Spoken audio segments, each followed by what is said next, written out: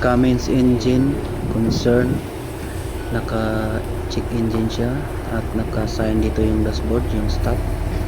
Ayan, naka-stop yun at saka naka-sign dito yung oil panel gauge nya, tsaka yung pressure nya ay 0.4. So sa ganitong issue mga katools, base sa makina nyo na Cummins engine 18. So sa ganitong sitwasyon mga katools, subukan nyo munang magpalit ng oil filter. Baka yun lang ang dahilan. Katulad nito, oil filter lang ang dahilan. Simula ng change oil ng may-ari, nagkaganito na.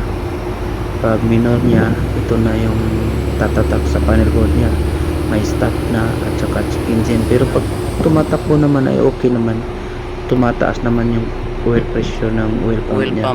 Malfunction. So ayan, sa ganitong sitwasyon ng problema, subukan niyo munang magpalit ng oil filter, kasi ang dahilan nito ng change oil, yun ang dahilan kung bakit nagkaganito.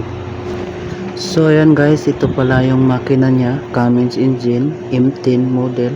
So binaklas namin dito yung oil pan niya at tiningnan namin yung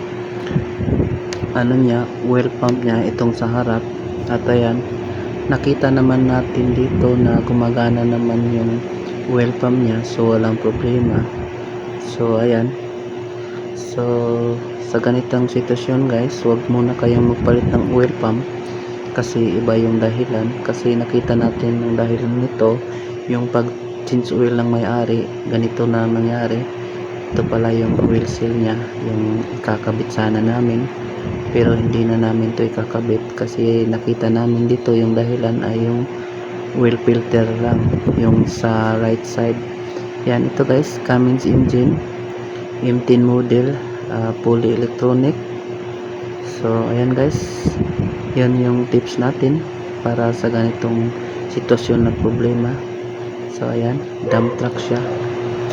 So ayan mga katools, nung pinalitan na ng oil filter at ito na yon, back to normal na yung operating ng oil pressure ng oil nya. So ayun, palitan na din nila ng oil pump, pero yung cost talaga yung yung oil filter. So ayan.